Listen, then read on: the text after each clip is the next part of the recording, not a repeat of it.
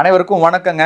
இன்னைக்கு இந்த வீடியோவில் எதை பற்றி நம்ம பார்க்க போகிறோம் அப்படின்னு பார்த்தீங்கன்னா, இன்றைக்கி நிறைய பேர்த்துக்கு இருக்க பிரச்சனை வந்து உடல் சோர்வு. எந்த வேலையை செய்யணும், நடந்து போகணும், வரணும் அப்படின்னா கூட என்னதுங்க, ஒரு சோர்வாக இருக்குது, நம்மளால் வந்து செயல்பட முடியல அப்படிங்கிற ஒரு பிரச்சனை நிறைய பேர்த்துக்கு இருக்குது.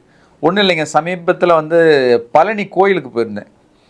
அங்கே பார்த்தா ஒரு பயங்கர பெரிய க்யூ நின்று இருந்தது. என்னடா இது, இவ்வளோ க்யூ இருந்தால் எப்படா சாமி பார்க்குறது அப்படின்னு யோசிக்கும் பொழுது அப்போ தான் சொன்னாங்க, சார் இது சாமி பார்க்குறக்கு க்யூ இல்லை, இந்த விஞ்சுக்கும் ரோப் காருக்கும் போகிறதுக்குரிய க்யூ அப்படின்னு சொன்னாங்க. அதாவது வந்து சாமி கும்பிட்றதுக்கு இருக்கிற கூட்டத்தை விட விஞ்சுக்கும் ரோப் காருக்கு அதிகப்படியான கூட்டம் இருக்குது. இதில் என்ன கொடுமையான விஷயம் அப்படின்னு கேட்டிங்கன்னா, முன்னாடியெல்லாம் வந்து முட்டி தேஞ்சு போனவங்க, வயசானவங்க 70 வயசு 65 வயசுக்கு மேலே இருக்கவங்க தான் இந்த விஞ்சில் ரோப் கார்லாம் போவாங்க. அவங்க கூட ஏதாவது சின்ன பசங்க ஏதாவது ஹெல்ப்புக்கு போவாங்க. பட் இன்றைக்கி அவங்க உட்காந்துறத பார்த்தீங்கன்னா எல்லாம் 20, 25, 30 வயசு பசங்க பொண்ணுங்கள்லாம் வந்து ரோப் காரையும் விஞ்சிலையும் போகிறதுக்கு உட்காந்துருக்காங்க. அப்போ அவங்ககிட்ட கேட்டேன், ஏன் வந்து நீங்கள் வந்து நடந்து போகக்கூடாது அப்படின்னு. யார் சார் அவ்வளோ தூரம் நடந்து போகிறது, காலெல்லாம் வலிக்கும், அப்புறம் திரும்பி நாங்கள் வந்து ஊருக்கு போக முடியாது அப்படின்னு சொன்னாங்க. இன்றைக்கி பலரோட நிலைமை வந்து இதுதான். உதாரணத்துக்கு நம்மளால் வந்து ஒரு காலை மட்டும் தூக்கிட்டு ஒரு காலில் எவ்வளோ நேரம் நிற்க முடியும்னு பாருங்கள். இல்லை சிம்பிளாக நம்ம ஷூவை போட்டுட்டு நம்மளால் உட்காராமல் குனிஞ்சு லேஸ் கட்ட முடியுமா? ஒரு இடத்துல நம்ம ஏதாவது எடுக்க போகிறோம், இல்லை கொஞ்ச நேரம் ஒரு வேலை செய்கிறோன்னா செவுத்தில் சாயாமல் நின்று, இல்லை ஒரு டேபிளில் சாயாமல் நின்று நம்மளால் செய்ய முடியுமா? ஒன்றும் இல்லைங்க, ஒரு விளக்கு பொறுத்த போகிறீங்க, உங்களால் வந்து சாயாமல் லீன் பண்ணாமல் வந்து பண்ண முடியுமான்னு பாருங்கள், நிச்சயமாக முடியாது. இதுக்கெல்லாம் மிக முக்கியமான காரணம் தசைகளில் வலுவில்லாமல் போகிறது. இந்த தசைகளில் வலுவில்லாமல் போகிறதுக்கு முக்கியமான காரணம் புரோட்டீன் டெஃபிஷியன்சி, புரத சத்து குறைபாடு. இன்றைக்கி வந்து இந்தியாவில் பார்த்தீங்க அப்படின்னா கிட்டத்தட்ட 80% பேர்த்துக்கு வந்து புரத சத்து குறைபாடு இருக்குது அப்படிங்கிறது ஆய்வறிக்கை சொல்லுது. இதெல்லாம் வந்து ஒரு காலத்தில் இருந்திருக்கு. 60, 65 வந்து ஃபெமைன், அதாவது வந்து பஞ்ச காலத்தில் வந்து அதிகப்படியான உணவு கிடைக்காதனால, தேவையான உணவே கிடைக்காதனால அந்த சமயத்தில் வந்து இந்த பஞ்ச காலத்தில் இருந்தது. இன்றைக்கி எல்லா உணவும் சஃபிஷியண்ட்டாக கிடைக்குது, ஜாஸ்தியாகவே கிடைக்குது. அப்படி இருக்க காலத்தில் கூட 80% வந்து நமக்கு வந்து புரோட்டீன் டெஃபிஷியன்சி இருக்குது. ஸோ அந்த புரத சத்து குறைபாடுனால ஏற்படுற மிக முக்கியமான மாற்றங்கள் என்ன நம்மளோட அன்றாட வாழ்க்கையில் அப்படின்னு பார்த்தீங்கன்னா, முதல் விஷயம் நமக்கு சத்து குறைபாடு. நம்மளால் எந்த விஷயமும் ஸ்டெப்ஸ் ஏறுறது இறங்குறது எல்லாமே நமக்கு சிரமமாக இருக்குது, நடந்து போக முடியல. ரெண்டாவது பார்த்தீங்கன்னா நோய் எதிர்ப்புத்தன்மை குறைபாடு. உங்கள் எல்லாத்துக்குமே தெரியும், நோய் எதிர்ப்புத்தன்மைக்கு மிக மிக அவசியமான விஷயம் புரத சத்து. புரத சத்து இருந்தால் தான், புரோட்டீன்ஸ் இருந்தால் தான் எதிர்ப்பு சக்தி டெவலப் ஆகும். ஸோ அந்த எதிர்ப்பு சக்தி இல்லாதனால இன்றைக்கி நிறைய குழந்தைங்களுக்கு பார்த்தா அடிக்கடி காய்ச்சல் வருது, அடிக்கடி சளி பிடிச்சிக்குது. ஏன் பெரியவங்களுக்கு கூட இது நடக்குது. இப்போல்லாம் வைரஸ் ரொம்ப ஸ்ட்ராங் ஆகிடுச்சுப்பா, அதனால் அடிக்கடி சளி பிடிக்குது அப்படிங்கிறாங்க. தப்பு. நம்மளோட எதிர்ப்பு சக்தி குறைவாக இருக்குது. அதுக்கு இன்னொரு முக்கியமான காரணம் புரோட்டீன் அதிகமாக எடுத்துக்கிறது இல்லை, தேவையான அளவு எடுத்துக்கிறது இல்லை. அடுத்த மூணாவது பார்த்தீங்க அப்படின்னா சரும கோளாறுகள். நிறைய பேர்த்துக்கு முடி உழுகிற பிரச்சனை இருக்குது, முடி ஸ்ட்ராங்காக இல்லை, முடி உடஞ்சி போகுது அப்படின்னு சொல்கிறாங்க. அதே போல் தோல் ட்ரைனஸ்ஸு, முகம் பார்த்தா ஒரு தெளிவாக ஒரு கெளுத்தியாக இல்லை, எப்போ பார்த்தாலும் ஒரு அரிக்கிற மாதிரியே இருக்குது, ட்ரையாக இருக்குது அப்படின்னு சொல்கிறாங்க. இதுக்கும் மிக முக்கியமான காரணம் என்னென்னா புரத சத்து குறைபாடு. ஸோ 80% மக்களுக்கு இந்த பிரச்சனைகள்லாம் இன்றைக்கி இந்தியாவில் இருந்துட்டு தான் இருக்குது. இதுக்கான ஒரு தீர்வு என்ன அப்படிங்கிறத நம்ம புரிஞ்சுக்கணும், அதை வந்து நம்ம வந்து செயல்படுத்தணும். அதுதான் இந்த வீடியோவோட நோக்கம்.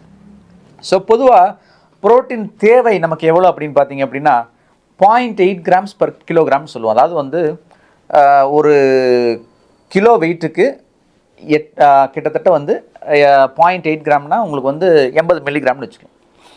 ஸோ 0.8 கிராம் அப்படின்னு நீங்கள் கணக்கு போட்டு பார்த்தீங்கன்னா ஒரு 70 கிலோ இருக்கிறவங்களுக்கு பார்த்தீங்க அப்படின்னா கிட்டத்தட்ட வந்து ஒரு 60, 62 அந்த மாதிரி வந்து தேவைப்படலாம்.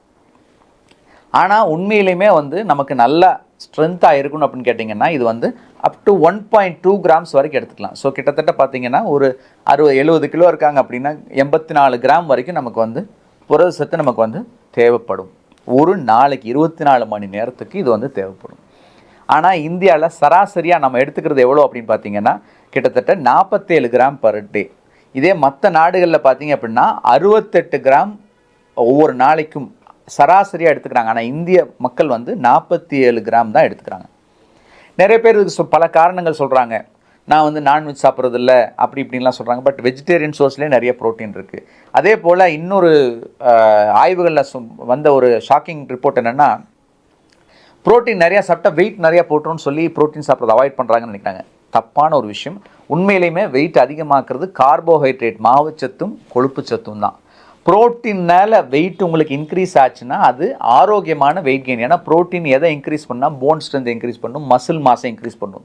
ஸோ தசைகளையும் எலும்புகளையும் வலுப்படுத்தி அதனால் உங்களுக்கு உடல் எடை கூடுனா அதுவும் ஆரோக்கியமான உடல் எடை கூடுதல் தான். அதுக்காக பயப்பட வேண்டிய அவசியம் இல்லை. அதை நம்ம தெளிவுபடுத்திக்கலாம். சரி, இப்போ நம்ம தேவைப்படுற புரோட்டீனை எடுத்துக்கிறோம். நம்ம உதாரணத்துக்கு ஒரு நாளைக்கு ஒரு கிராமோ இல்லை 1.2 கிராம்ஸோ எடுத்துக்கிறோம் அப்படின்னா உடனே நம்ம மசில்ஸ் எல்லாம் பில்டப் ஆகிடுமா அப்படிங்கிற அடுத்த கேள்வி. நான் நிறைய எடுக்கிறேன் டாக்டர், ஆனால் எனக்கு தசைகள் வலுவாக மாட்டேங்குது, அப்படியே தான் இருக்குது அப்படிங்கிறது அடுத்த கேள்வி. இதுதான் முக்கியமாக நான் இன்றைக்கி சொல்ல வந்த முக்கியமான விஷயம். இன்றைக்கி சராசரியாக ஒரு மனுஷன் பார்த்தீங்க அப்படின்னா 9லேருந்து 12 மணி நேரம் எந்த விதமான வேலை இல்லாமல் டெஸ்க் ஜாப் அப்படிங்கிற ஒரு வேலையை தான் கிட்டத்தட்ட 60-70% பேர்த்துக்கு மேலே பார்த்துட்ருக்காங்க. ஸோ இந்த மாதிரி இருக்கிறது செடென்ட்ரி லைஃப் ஸ்டைல்னு சொல்லுவோம். அதிகப்படியான உடல் உழைப்பின்மை. இந்த அதிகப்படியான உடல் உழைப்பின்மைக்கும் இந்த புரதச்சத்து குறைபாடுக்கும் ஒரு சம்பந்தம் இருக்குது. நீங்கள் என்ன தான் உணவில் உங்களுக்கு தேவையான புரதச்சத்தை நீங்கள் எடுத்துக்கிட்டீங்க அப்படின்னா கூட உங்களுக்கு புரதச்சத்து குறைபாடு வரும். எதனால் அப்படின்னு கேட்டிங்கன்னா உடல் உழைப்பின்மை. சமீபத்தில் ஒரு ஆய்வு 2022 அதை பண்ணியிருக்காங்க. அதாவது புரோட்டீன் எப்படி பாடி பில்டிங் பிளாக்காக மாறுது, எப்போ நல்லா மாறுது, எப்போ குறைவாக மாறுது அப்படிங்கும்போது யாருக்கெல்லாம் உடல் உழைப்பு குறைவாக இருக்கும் 90% மேலே அவங்களோட உடல் உழைப்பை குறைக்கும் பொழுது அவங்களுக்கு அந்த சாப்பிட்ற புரோட்டீன் நம்மளோட கட்டுமானத்துக்கு தேவையான உடல் கட்டுமானத்துக்கு தேவையான ஒரு பொருளாக மாறுறதுக்குரிய வாய்ப்பை இழக்குது. அப்போ அது அப்படியே எக்ஸ்க்ரீட் ஆகிடுது, வெளியே போயிடுது. அதனால் நம்ம உடம்புக்கு எந்த விதமான பிரயோஜனமும் இல்லை. ஸோ புரோட்டீன் எடுத்தால் மட்டும் பத்தாது, அதுக்கு தகுந்த மாதிரி உடல் உழைப்பை அதிகப்படுத்தணும், எக்ஸசைஸை அதிகப்படுத்தணும். அதுலேயும் முக்கியமாக இந்த செடென்ட்ரி லைஃப் ஸ்டைலை குறைக்கணும். இதுதான் ரொம்ப ரொம்ப முக்கியமான விஷயம். ஏன்னா இந்த செடென்ட்ரி லைஃப் ஸ்டைல் நம்ம இது வரைக்கும் எதுக்காக பேசிகிட்டு இருந்தோம் அப்படின்னு கேட்டிங்கன்னா அதிக மாவு சத்து சாப்பிட்றது, அதிக கொழுப்பு சத்து சாப்பிட்றது, இதனால் உடல் பருமன் வருது, இல்லை சர்க்கரை நோய் வருது. இதுக்காக நம்ம உடற்பயிற்சி பண்ணுங்க அப்படின்னு சொல்லிட்டு இருந்தோம். ஆனால் நீங்கள் இதெல்லாம் குறைச்சி சாப்பிட்டா கூட, புரதச்சத்தை நீங்கள் அதிகமாக சாப்பிட்டா கூட உடற்பயிற்சி பண்ணாமல் இருந்தீங்கன்னா அந்த புரதச்சத்து உங்களுக்கு பயனற்று போகும். அப்படிங்கிறது தான் இன்றைக்கி நம்ம முக்கியமாக எடுத்துக்க வேண்டிய பாயிண்ட். அதுலேயே எவ்வளோ உடற்பயிற்சி பண்ணுறோங்கிறத விட எப்பப்போ உடற்பயிற்சி பண்ணுறோம் அப்படிங்கிறது ரொம்ப ரொம்ப ரொம்ப அவசியமான ஒரு விஷயம்.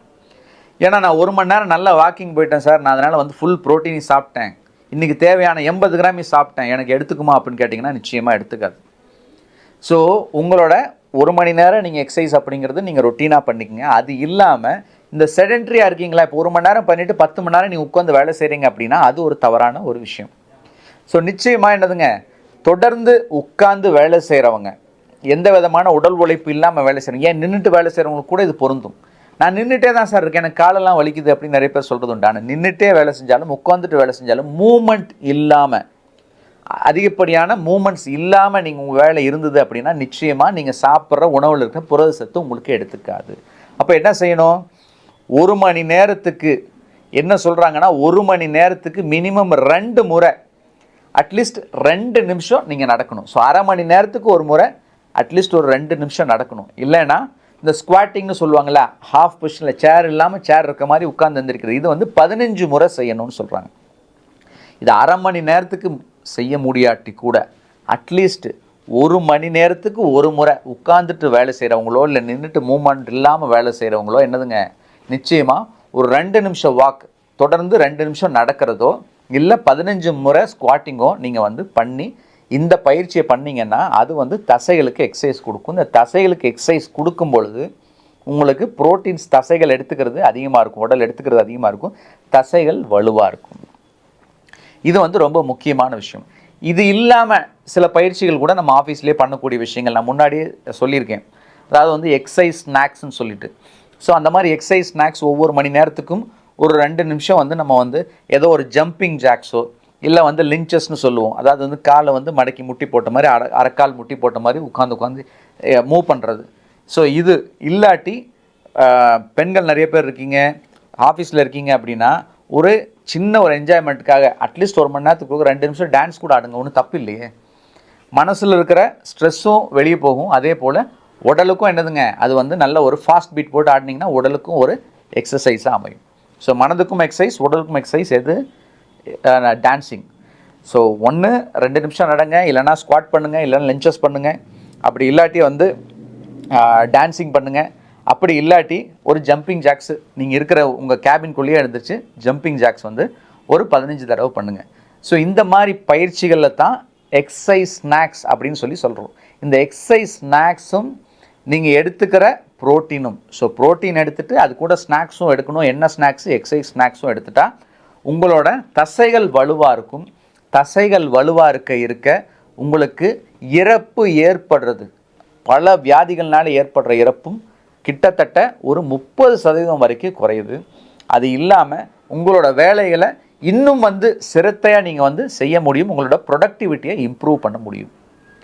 இது இல்லாமல் நான் வந்து நல்லா ப்ரோட்டீன்லாம் சாப்பிட்றேன், நான் நல்லா சத்தாக சாப்பிட்றேன், ஆனால் எந்த பயிற்சியும் பண்ணலைன்னா எந்த பயனும் இல்லை யாருக்குமே.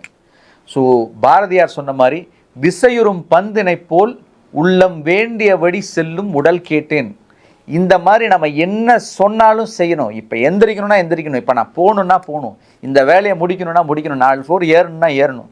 இது எல்லாத்தையும் செய்யக்கூடிய தெம்பு எது கொடுக்கும் அப்படின்னு கேட்டிங்கன்னா தசைகள். இந்த தசைகள் வந்து வலுவாக இருக்கிற பட்சத்தில் மட்டும்தான் நம்ம மனசு இந்த வேலையெல்லாம் செய்யறதுக்கு தூண்டும். இல்லைன்னா எனக்கு சோர்வாக இருக்குது, முடியல, எனக்கு கஷ்டமாக இருக்குது அப்படின்னு சொல்லிட்டு எல்லா வேலையும் தள்ளி போட்டுகிட்டே இருப்போம். நம்மளோட முயற்சியும் வந்து அடுத்த நிலைக்கு போக வேண்டிய முயற்சியும் தடைப்படும். அதே போல் நம்ம ஆரோக்கியமும் தடைப்படும்.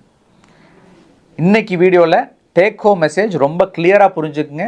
நமக்கு புரோட்டீன் டெஃபிஷியன்சி, அதாவது வந்து குறைபாடில் தான் இந்தியாவில் இருக்க மக்கள் பெரும்பாலானோர் இருக்கும்.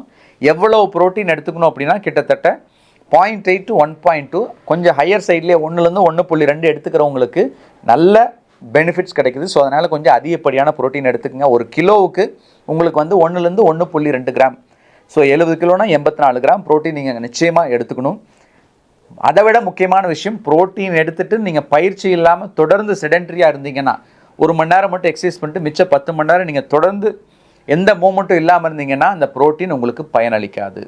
அவங்க நிச்சயமாக இந்த எக்ஸசைஸ் ஸ்நாக்ஸ்னு சொல்லக்கூடிய சிறு சிறு பயிற்சிகளை அவங்களோட அன்றாடம் வாழ்க்கையில் புகுத்திக்கணும். இப்படி இருந்தால் ஒரு ஆரோக்கியமான வாழ்க்கையை வாழலாம். இந்த பதிவு நிச்சயமாக உங்களுக்கு பிடிக்கும்னு நினைக்கிறேன். நிறைய பேர்த்துக்கு இது பயனுள்ளதாக இருக்கும்னு நினைக்கிறேன். அப்படி பயனுள்ளதாக இருக்கும்னு நினச்சிங்கன்னா நிச்சயமாக மற்றவங்களுக்கும் ஷேர் பண்ணுங்கள். இன்னும் நம்ம சேனலை சப்ஸ்கிரைப் பண்ணாதவங்க சப்ஸ்கிரைப் பண்ணுங்கள். மீண்டும் ஒரு ஆரோக்கியமான விழிப்புணர்வு செய்தியோடு சந்திப்போம். நன்றி, வணக்கம்.